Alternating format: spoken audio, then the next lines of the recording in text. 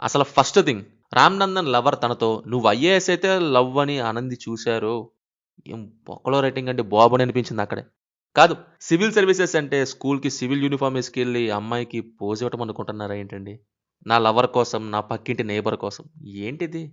పైగా ఇది ఇంకెవరో డైరెక్టర్ తీసుంటే సర్లే అని వదిలేసేవాడిని. సోషియో పొలిటికల్ మూవీస్ ఎన్నో తీసిన 'శంకర్' గారు తీశారు చూడండి. మామూలు రాడ్ రేటింగ్ కాదిది. ఎక్కడో అనిపించింది 'శంకర్' గారికి పొలిటికల్ టచ్ ఉంది. లంచం, కరప్షన్ ఇవి తిప్పి తిప్పి పీల్చి పిప్పి చేస్తున్నారని. బట్ సివిల్ సర్వెంట్ టచ్ అనేది లేకపోవటంతో అంతా అస్తవ్యస్తంగా అయ్యిందని. అలా కాదండి ఇప్పుడు అది సివిల్ సర్వీసెస్ అనుకుంటున్నారా? లేక సంసారం ఒక చదరంగం డైలీ సీరియల్ అనుకుంటున్నారో మేకర్స్‌కే తెలియాలి మరి. లేకపోతే ఏంటండి ఇది? సొసైటీ ఎలా ఉందేంటి అని ఆలోచించి ఒక క్యారెక్టర్ అయిన అభిరామ్ సివిల్స్ రాస్తే, ఎప్పటినుంచో అవ్వాలి అనే యాంబిషన్‌తో ఎదిగి, ఐఏఎస్‌కి సెలెక్ట్ అయినా కానీ ఐపీఎస్‌నే చూజ్ చేసుకొని, గ్రౌండ్ లెవెల్ అయిన లా అండ్ ఆర్డర్ నుంచే ఏదైనా మార్చడానికి వీలుంది అని నమ్మిన ఒక క్యారెక్టర్ అయిన ధ్రువ సివిల్స్ రాస్తే, ఇటు పక్క రామేమో నా లవర్ నాకు సివిల్ సర్వీసెస్ మీద ఇంట్రెస్ట్ లేకపోయినా ఐపీఎస్ కాదు ఐఏఎస్ అయితేనే ప్రేమిస్తా అని చెప్పింది. అందుకే రాశాను అన్నట్టుంది. అసలు ఎలా కనెక్ట్ అయ్యిద్ది ఆ క్యారెక్టర్? ఏ విధంగా ఆ క్యారెక్టర్ కనెక్ట్ అయ్యిద్దని రాశారో మరి. ఇదే గాదు అసలా తలా తోకా లేని రైటింగ్ గురించి మొత్తం మాట్లాడుకుందాం. ఏదో బట్టలు మార్చేసినంత ఈజీగా జాబ్స్ మార్చేయడానికి సినిమా తీయటమేంటో, ఆన్సర్స్ ఇవ్వకుండా అన్నీ అయిపోయాయని చెప్పేయటమేంటో, సీఎంకి హెల్త్ ఎమర్జెన్సీ వస్తే నో హెలికాప్టర్ అంట. కలెక్టర్‌గా సస్పెండ్ అయ్యి, ఇంకా సీఎంగా ప్రమాణ స్వీకారం కూడా చెయ్యని హీరోకి ప్రాబ్లమ్ ఉంటే హెలికాప్టర్ వచ్చేసిద్దంట. అట్‌లీస్ట్ ఎలివేషన్‌కి అర్థం ఉండాలి గదండీ! ఇష్టమొచ్చినట్టు ఏ మాత్రం ఎలివేటే అవ్వని ఆ ఎలివేషన్స్ కోసం హెలికాప్టర్‌ని దింపి, దింపి పీల్చి పిప్పి జేశారు. ఎలక్షన్ టైమ్‌లో పోలింగ్ బూత్స్ చెకింగ్ కోసం వాడారంటే ఒక అర్థం ఉంది. ఆహా! కాదు. ఐఏఎస్ అయ్యాక గుట్కా బ్యాచ్‌ని తెచ్చి ఇంట్రో ఫైట్ దగ్గర వాడారు. సీఎంగా అనౌన్స్ చేశాక వాడారు. సీఈఓగా అపాయింట్ అయ్యాక వాడారు. డబ్బు పట్టుకోవడం కోసం వాడారు. ఏ ఆధారాలు లేని మనీని లారీ కంటైనర్‌లో పంపిస్తే పట్టుకుంటే చాలు గదా! దానికి హెలికాప్టర్ యేసుకొని ఎళ్లి మరీ చేసిందేముంది? హెలికాప్టర్‌లో దిగాలని చూపించింది తప్ప. ఇవే కాదు ఇంకా మెయిన్ పాయింట్స్ ఉన్నాయి. రైటింగ్ అండ్ ఎగ్జిక్యూషన్ ఎంత దారుణంగా ఉందేంటి అని మాట్లాడితే చూడండి వీడియో మొత్తం మీకే అర్థమైద్ది. శంకర్ గారు రాడ్డో, గుణపమో గాదు. ఏకంగా సోలాన్ని ఏ విధంగా దింపారనేదే ఈ వీడియోలో చెప్తాను. అండ్ బై ది వే ఇది ఫ్రస్ట్రేషన్ కాదు, ఆవేదన అంతే. ఒక గొప్ప డైరెక్టర్ ఏంటి ఇలా తీయటం ఏంటి అనే ఒక ఆవేదన. ఒకప్పుడు ఆయన రేంజ్ ఏంటి? ఇప్పుడు ఆయన తీస్తున్న మూవీస్ ఏంటి? ఆ బ్రాండ్‌కి, ఈ బొక్కలో మూవీస్‌కి ఏ మాత్రమైన సింక్ ఉందా అనేదే ఈ వీడియో. అండ్ ఒకటి మీరింకా మన ఛానెల్‌ని సబ్స్క్రైబ్ చేసుకోకపోతే ఒకసారి చూడండి. నచ్చితేనే సబ్స్క్రైబ్ చేసుకోండి. అలాగే బెల్ ఐకాన్ కూడా ఆన్‌లో పెట్టుకోండి. పాయింట్ నంబర్ 1 ఇది గేమ్ చేంజర్ కాదు. Job changer, costume changer. అసలు సినిమాకి సీఈఓ రామ్ అనేది ఒక్కడు చాలు. ఆహా! అలా ఎలా కుదిరిద్ది? ఐపీఎస్ చేసి పోలీస్ యూనిఫార్మ్ చూపియాలి. ఐఏఎస్ అయ్యి కలెక్టర్‌గా చూపియాలి. చివర్లో సీఎంగాను చూపియాలి. ఇవన్నీ డ్రెస్ చేంజ్ చేసినంత ఈజీగా ఇష్టం వచ్చినట్టుగా చూపించేస్తారు. అందుకే ఇది జాబ్ చేంజర్. బాబు మరి ఆక్యుపేషన్ మారినప్పుడు కాస్ట్యూమ్స్ మారతాయి గదా! ఐఏఎస్‌నే కదా చీఫ్ ఎలక్టోరల్ ఆఫీసర్ సీఈఓగా నియమించేది అని అరిగిపోయిన క్యాసెట్ వేయకండి గైస్ ప్లీజ్. ఒక్కసారి నా పాయింట్‌ని వినండి. Hero IPS. ఒక జిల్లాకి ఎస్పీగా civil servant, villain politician.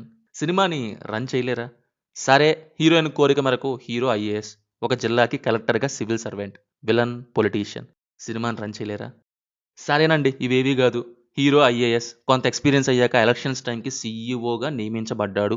Villain politician. సినిమాని రన్ చేయలేరా? మూవీ టీమ్ ఆన్సర్ ఎలా ఉందంటే, లేదు. హీరో రకరకాల ఆక్యుపేషన్స్ చేంజ్ జెయ్యాలి. Job changer, costumes changer. అదే. Game changer. అంతే. ఇంకేం మాట్లాడకూడదు మీరు అన్నట్టుంది. నా పాయింట్ ఏంటంటే సినిమాలో రామ్ అన్ని జాబ్స్ చేంజ్ చెయ్యాలనే బలవంతంగా రాసినట్టుంది గానీ, ఎక్కడా కూడా అది సినిమా ఫ్లో అనే ఫీలింగ్ రాదు. ఇంకా అర్థమయ్యేలా నా పాయింట్‌ని వివరిస్తాను. నార్మల్లీ ఒక పర్సన్ ఐఏఎస్‌కి సెలెక్ట్ అయ్యాక, ఒక డిస్ట్రిక్ట్‌కి డెప్యూటీ కలెక్టర్ కింద పోస్టింగ్ వస్తది. ఆ తర్వాత కొంత ఎక్స్‌పీరియన్స్ గెయిన్ చేశాక కలెక్టర్ బాధ్యతలు చేపడతారు. డైరెక్ట్‌గా కలెక్టర్ కింద పోస్టింగ్ ఇవ్వరు. ఇది 'రాడ్' మూవీ అదే 'రామారావు అండ్ డ్యూటీలో' కూడా చూపిస్తారు. హీరో ఐఏఎస్ అయ్యాక డిప్యూటీ కలెక్టర్ కింద వర్క్ చేస్తాడు. సరే ఇక 'రాడ్' మూవీ పక్కన పెడితే, అబ్బా! ఏంటిప్పుడు 'రామ్ నందన్' లైఫ్ అంతా చూపియాలి అన్నారనుకో మీరు. సింపుల్‌గా 'రామ్ మచ్చా మచ్చారా' సాంగ్ లేపి ఆ చిన్న గ్యాప్‌లో ఇది పెట్టేయొచ్చు. ఎందుకసల ఆ సాంగ్? ఇక్కడ మన హీరో 'రా మచ్చా మచ్చా రా' అని చెప్పి డైరెక్ట్‌గా కలెక్టర్ కింద జాయిన్ అయిపోతాడు. జాయిన్ అవ్వగానే ఇక విలన్‌తో క్లాష్ అవ్వాలి అన్నట్టు వెళ్ళిపోతాడు. చైన్ భాస్కర్, అటాక్ పాండు, తుపాకీ త్యాగరాజు, కత్తి కనకరాజు, బాంబు కుమార్. ఏం వృత్తి చేస్తున్నారు మీరు? పాత కక్షలు ఉన్నాయన్నంత స్పీడ్‌గా. నెక్స్ట్ మినిస్టర్ హీరోయిన్‌ని తోసాడని కలెక్టర్ మినిస్టర్ని కొడితే సీఎం కలెక్టర్ని సస్పెండ్ చేపిస్తాడు. ఆ తర్వాత ఏమైంది, చీఫ్ ఎలక్టోరల్ ఆఫీసర్ కింద వచ్చేస్తాడు హీరో. అదేంటో సినిమా ఏమన్నా కట్ అయిపోయిందా అని అనుకున్నా అక్కడ. ఇక నా అర్థం, నార్మల్లీ ఒక ఐఏఎస్ చీఫ్ ఎలక్టోరల్ ఆఫీసర్ కింద నియమించబడాలంటే సీనియర్ అండ్ ఎక్స్పీరియన్స్డ్ ఐఏఎస్ ఆఫీసర్స్ని అపాయింట్ చేస్తారు. అసలు డిప్యూటీ కలెక్టర్గా ఒక్క రోజు కూడా చేయకుండా డైరెక్ట్ కలెక్టర్గా దిగిపోయిన రామ్నందన్, అది కూడా 1 మంతే చేసి సస్పెండ్ అయితే, సస్పెన్షన్ని రివోక్ చేయమని ఐఏఎస్ ఆఫీసర్స్ మెయిల్స్ పంపితే మళ్ళీ కలెక్టర్గా దిగాలి కానీ ఓన్లీ 1 మంత్ ఎక్స్పీరియన్స్ ఉండి ఐఏఎస్గా మినిమం ఎక్స్పీరియన్స్ లేకుండా సీఈఓగా దింపేస్తారు. అసలు ఈ డిస్కషనే ఉండదు మూవీలో, కట్ అయిపోయినట్టు ఉంటుంది. కేవలం 1 మంత్ ఎక్స్పీరియన్స్తో సీఈఓగా అపాయింట్ చేయడానికి ఏమన్నా స్పెషల్ ఆర్డర్ పాస్ చేసి వచ్చారా? ఐఏఎస్ ఆఫీసర్స్ మెయిల్స్ పంపింది సస్పెన్షన్ని రివోక్ చేయమని మాత్రమే కదా. బట్ సీఈఓ టాపిక్ ఎక్కడి నుంచి వచ్చింది? అది కూడా ఆల్రెడీ రూలింగ్ పార్టీ మినిస్టర్ని రామ్ కొట్టాడు, పెద్ద గొడవైంది. అతను ఇప్పుడు సీఎం అయ్యాడని తెలిసి కూడా ఎలా? ఆ పార్టీకి ఆపోజిట్గా వర్క్ చేస్తాడు కదా. అలాంటప్పుడు అసలు ఏ విధంగా దింపడానికి రీజన్ ఉంది ఇందులో? ఇది ఎలా ఉందంటే నో ఆన్సర్స్ అంతే. విలన్ సీఎం అయ్యాడు, హీరో కలెక్టర్ అంటే సరిపోదేమో అని వాళ్ళ అభిప్రాయమేమో మరి. సో విలన్ సీఎం కదా, ఇప్పుడు పవర్ఫుల్ ఎవరు అని ఎలక్షన్స్ తెచ్చేసి హీరోని సీఈఓగా దింపేసినట్టు ఉంటుంది. సినిమాలో వీళ్ళ క్లాష్ మధ్య మైండ్ గేమ్స్ ఉంటాయేమో అని అనుకుంటే మైండే లేకుండా చేసి పడేశారు. ఎంతసేపు లంచం, కరప్షన్, అవి తప్ప సివిల్ సర్వెంట్ వర్సెస్ పొలిటీషియన్ అనే క్లాష్ ఎక్కడా కనిపించదు. ఒకవేళ పలానా చోట కనిపిస్తుందేమో అని అనుకున్నప్పుడు వెంటనే స్కిప్ చేసేస్తారు. అవి ఏంటి అని అంటే అదే నా పాయింట్ నెంబర్ 2. నాకు తెలిసి కార్తిక్ సుబ్బరాజ్ ఇచ్చిన కథ అనేది ఆ ఫ్లాష్ బ్యాక్లోనే యూజ్ చేశారనుకుంటా శంకర్ గారు. ఇక రిమైనింగ్ రామ్ నందన్ అంతా శంకర్ గారు మార్చి పడేసినట్టు అనిపించింది. ఇది నా ప్లానే కాదు సార్. నా ప్లాన్ ప్రకారం ఇది లేదు సార్. నా ప్లాన్ వేస్ట్ సార్. చూడండి సార్, కాస్ట్ ఎంత తేడా జరుగుతుంది సార్. ఎక్కడ తప్పు జరుగుతుంది సార్. గవర్నమెంట్ ప్రాజెక్ట్ సార్, ఎంత డబ్బు సార్. నేను ఎంతకే సమాధానం చెప్పాలి సార్. మిస్టర్ జగన్, నేను మీకు ఇచ్చిన ప్లాన్ ఏంటి, మీరు ఎగ్జిక్యూట్ చేస్తున్న ప్లాన్ ఏంటి? సార్, మీరు ఇచ్చిన ప్లాన్ నే ఎగ్జిక్యూట్ చేస్తున్నాం. ఇది మీరు ఇచ్చిన ప్లాన్. హలో, ఇది నా ప్లాన్. ఇది నా ప్లాన్ కాదు సార్. ఇది నేను ఇవ్వలేదు. బికాస్ క్యారెక్టర్ రైటింగ్ ఒక్కటి చాలు తెలిసిపోద్ది. మోస్ట్ డంబ్ రైటింగ్ ఏంటంటే ఈ మూవీలో హీరో అది చేశాడు, హీరో ఇలా అయ్యాడని అనేస్తారు కానీ దానికి ఆన్సర్స్ ఉండవు.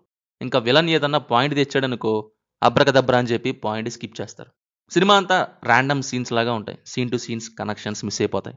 ఇప్పుడు కాదండి, నేను కేసు వెనక్కి తీసుకుంటే గానీ నువ్వు సీఎం అవ్వలేవనే పాయింట్ పట్టిన మోపిదేవి. సీఎం ఒక పార్టీకి సపోర్ట్ ఇస్తూ చేస్తున్నారు, అది రాంగ్ అనే పాయింట్ని పట్టి ఎలక్షన్ కమిషన్ దగ్గరికి తీసుకెళ్లిన మోపిదేవి. నా ఆధార్ కార్డులోని పేరెంట్స్ వీళ్ళే అని రామంటే ఆధార్ కార్డ్ రేషన్ కార్డు కాదు, ఒరిజినల్ పేరెంట్స్ ఎవరు అని అడిగిన మోపిదేవి.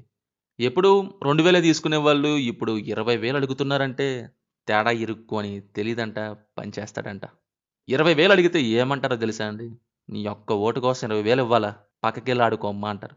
వేయకపోతే వేయొద్దని వదిలేస్తారు ఈజీగా. 2,000 ఇచ్చి 1,00,000 లాక్కున్నాము, 20,000 ఇచ్చి 10 లక్షలు లాక్కోవచ్చు అని అన్నయ్య అన్నాడంట, తమ్ముడు పనిచేస్తాడంట. ఊర్లోకి వెళ్ళి ఒక వ్యక్తికి 1,00,000 ఇస్తే మ్యాటర్ ఏంటో మొత్తం చెప్పేస్తాడు. సీఈఓ వచ్చారు, ఓటుకి 20,000 అడగమన్నారు కానీ ఓటు వేయొద్దన్నారు అని. అంతే, కేల్కతం దుకాన్ బంద్. సీఈఓ రామ్ కూడా నేను ఇలా చెప్తే రేపొద్దు నా మీద కేసు అయ్యిద్ది అని ఏ మాత్రం ఆలోచించడు. డైరెక్టరే పబ్లిక్గా చెప్పమన్నారు, సో సీఈఓ చెప్పేశాడు అన్నట్టు. జస్ట్ ఆ సీన్ అక్కడ పడాలి అంతే తప్ప అది అక్కడ పట్టిద్దా, రీజన్ బాగుందా లేదా, క్యారెక్టరైజేషన్ ఏమన్నా దెబ్బ పడిందా, ఇవేవి ఆలోచించలేదు. కాదండి, 20,000 అడగగానే కొంచెం కూడా డౌట్ రాలేదా విలన్కి? నాకు రాజకీయం తెలీదు అన్నాడు, రాజకీయం మొదలెట్టేశాడంట. ఎన్నాళ్ళు రాజకీయం చేసినోడు ఇప్పుడు హీరోని ఎలివేట్ చేయమని డైరెక్టర్ చెప్పారు, సో హీరో అవటం కోసం నేను ఈపీలా బిహేవ్ చేస్తా అని అంటాడంట. పాయింట్ ఏంటంటే ఎంత ఐఏఎస్ ఆఫీసర్ మూవీ అయినా కానీ రియాలిటీకి ఫిల్టర్ వేయలేరండి. హీరో వచ్చాడు, అబ్రకదబ్రా చేశాడు, అంతా మార్చేశాడు, అందరూ మారిపోయారు. ఇదే టెంప్లెట్లా ఉంటుంది కానీ ఎక్కడా కూడా ఐఏఎస్ ఆఫీసర్ మూవీ చూస్తున్నామనో, ఐఏఎస్ వర్సెస్ పొలిటీషియన్ క్లాష్ చూస్తున్నామనో సాగి సోషియో పొలిటికల్ డ్రామాలా ఎక్కడా అనిపించదు. పోలింగ్ బూత్స్లో బాంబ్స్ పెట్టాని అబద్ధం చెప్తే నా పని నేను చేసుకోవచ్చని ఆలోచించిన మోపిదేవికి 20,000 దగ్గర మాత్రం అసలు నో అబ్జెక్షన్ అంట. ఇదే కాదు, ఇంకో సీన్ దగ్గర కూడా ఇంతే. విలన్ ఇంకు బాటిల్స్ ఎక్కడి నుంచి తెచ్చుకుంటున్నాడో మన హీరోకి తెలుసంట. అక్కడికి సునీల్ని పంపి ఒక డబ్బు కట్టివ్వగానే ఇంకు బాటిల్స్ మార్చి ఇచ్చేస్తాడంట. ఆ ప్లేస్ ఎలా తెలుసంటే నో ఆన్సర్. ఇంపార్టెంట్ సీన్ కదా అది, అలా అంత ఈజీగా ఆన్సర్ని స్కిప్ చేస్తే ఎలా? మళ్ళీ రిగ్గింగ్ చేసిన వాళ్ళంతా ఇంకెక్కడ హాస్పిటల్స్ లేనట్టు ఒకే హాస్పిటల్కి వెళ్తారు, అక్కడ హీరో అందరినీ అరెస్ట్ చేస్తారంట. ఇంకా మాట్లాడితే mother death scene. 1 month experience ఉన్న ఐఏఎస్ ఆఫీసర్ని సీఈఓగా ఎలా పంపించిందో ఎలక్షన్ కమిషన్ అంటే నో ఆన్సర్. పైగా ఆల్రెడీ మినిస్టర్ని కొట్టి కాస్త గొడవైన అదే స్టేట్కి ఎలా పంపించిందంటే తెలీదు. దీనికి తోడు ఆపోజిట్ పార్టీకి సపోర్ట్ ఇస్తున్నాడు. కావాలంటే డిఎన్ఏ చెక్ చేయండి అని అడిగితే తల్లి యాసిడ్లో దూకి చనిపోయిందని ఇక నో ఆన్సర్ అని పక్కన పెట్టేసిద్ది ఎలక్షన్ కమిషన్. కాదు, ఇప్పుడు అందరి ముందు నా కొడుకేం చెప్పింది తల్లి, రామేమో తల్లికి కాస్త ప్రాబ్లం అని చెప్తాడు. సరే అని డిఎన్ఏ కోసం ఒక చోట పెడితే ఆ నైట్ ఎలా పారిపోయిందో తెలియదు కానీ పారిపోయింది, చనిపోయింది. మినిమం బుర్ర ఉన్నోళ్ళకి ఈజీగా డౌట్ వచ్చేస్తుంది. నిన్న ఉన్న ఆమె డిఎన్ఏ చెక్కింగ్ అని అనగానే చనిపోవడం ఏంటి అని. అందులోనూ ఎలక్షన్ కమిషన్ అండి అది. ఇలాంటివి బేసిక్గా తీసుకురాకూడదు, తీసుకొస్తే సరిగ్గా చెప్పాలి. బట్ ఇది ఎలా అయిందంటే జస్ట్ తల్లిని లేపేయడానికి పెట్టిన సీన్ అంతే. ఈ ఒక్క సీన్ కోసం మోపిదేవికి తెలివితేటలు ఇంజెక్ట్ చేస్తారు ముందు, ఆ తర్వాత ఎలక్షన్ కమిషన్కి బ్రెయిన్స్ ఆఫ్ చేస్తారు. ఎలక్షన్ కమిషన్ డ్యూటీ చేసేది సీనియర్ ఐఏఎస్ ఆఫీసర్సే చేస్తారు. 5వ తరగతి చదివే బొడ్డోడికి కూడా డౌట్ వచ్చింది. ఎంక్వైరీ చేయిస్తాడు ఆ బొడ్డోడు. వాళ్ళేమో డైరెక్టర్ తల్లి పోవాలని రాశారు, మదర్ డెత్ అయిపోయింది, ఇక అంతే అని కట్ చేసేస్తారు. అమ్మో, సినిమాలు తీయటమేమో కానీ హీరో అవ్వడానికి, క్యారెక్టర్స్ని లేపేయడానికి ఎంతమంది క్యారెక్టర్స్ని ఈ పిల్లని చేస్తారో అర్థం అవ్వట్లేదు. అలా కాదండి, హీరో ఇంటెలిజెన్స్ ఎప్పుడు బయటపడిద్ది మీరు చెప్పండి? మిగతా క్యారెక్టర్స్ కూడా స్ట్రాంగ్గా ఉన్నప్పుడే కదా. మిగతా వాళ్ళకి ఏం తెలీదు అని చెప్తే హీరో ఎలా అవుతాడు అసలు? ఇప్పుడు ధృవ చూసుకోండి, హీరో ఐఏఎస్ చేసినా కానీ ఐపీఎస్ఏ చూస్ చేసుకుంటాడు. పొలిటీషియన్స్ కాదు, వీళ్ళ వెనకాలండి ఆడించే కింగ్ మేకర్ అంటే బిజినెస్ మ్యాన్ని తన శత్రువుగా లాక్ చేసుకుంటాడు. చెప్పాలంటే అది కూడా సివిల్ సర్వెంట్ వర్సెస్ ఇండైరెక్ట్గా పొలిటీషియన్ అనే చెప్పొచ్చు. ప్రజల తలరాతలు నిర్ణయించేది ఒక రాజకీయ నాయకుడు కావచ్చు, కానీ ఆ రాజకీయ నాయకుల తలరాతలు నిర్ణయించేది ఒక బిజినెస్ మ్యాన్. ఎవరిని కొడితే 100 మంది క్రిమినల్స్ అంతమవుతారో ఆ క్రిమినల్ని నేను అంతం చేయాలి, అండ్ వాడిని నా శత్రువుగా ఫిక్స్ అవుతాను. బికాస్ పొలిటీషియన్స్ని కంట్రోల్ చేసే బిజినెస్ మ్యాన్తో ఆడుకుంటాడు హీరో. ఇద్దరు అంతే తెలివిగా ఉంటారు.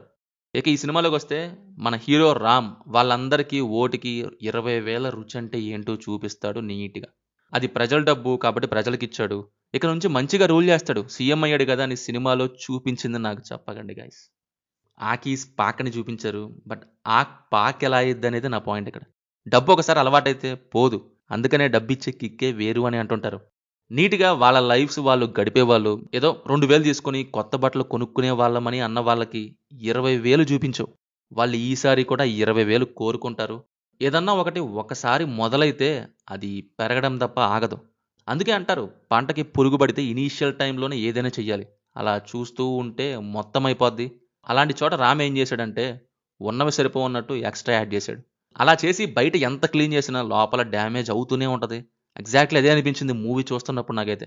బయట ఎన్ని చేసినా లోపల ఒక రోగం ఒకసారి క్రియేట్ అయితే అది పెరగడం, నిన్ను తినేయటం తప్ప ఇంకో చాయిస్ ఉండదు. ఈ పాయింట్ మీకు రిపబ్లిక్ మూవీలో ఉంటుంది. దేశంలో ఎవరో ఆరోగ్యం, చదువు, వ్యవసాయం, ఎన్వైర్న్మెంట్, ఎకానమీ గురించి ఆలోచించట్లేదు బాబు.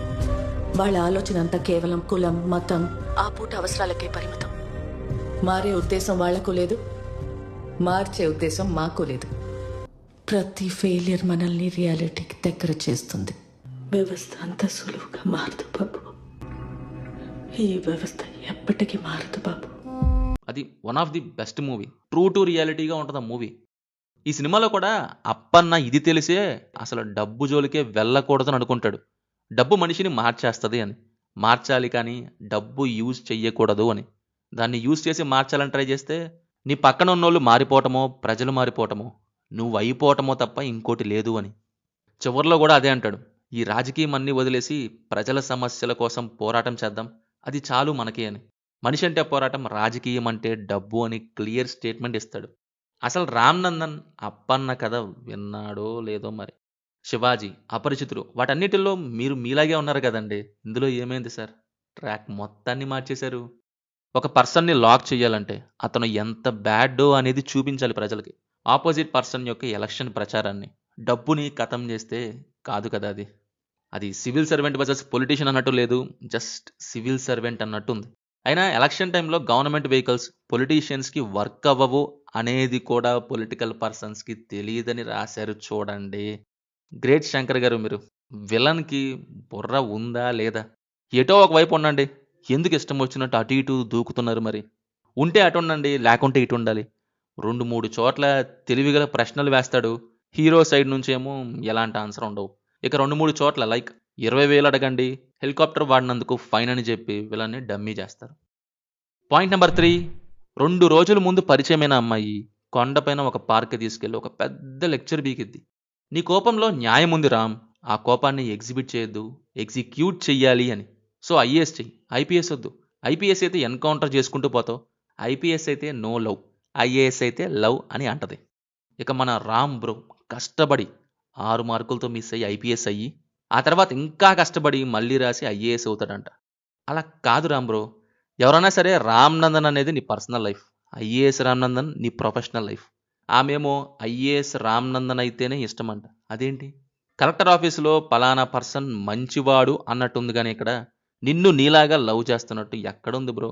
సరే సరే, మీ లవర్ పీకిన పెద్ద క్లాస్ వల్ల నీకు ఇష్టమయ్యో ఇష్టం లేకుండానో ఐపీఎస్ ఐఏఎస్ చేసావు. ఆ తర్వాత ఏమైంది, మినిస్టర్ తనని దోశాడని మినిస్టర్ని ఒక్కటి పీకుతావు.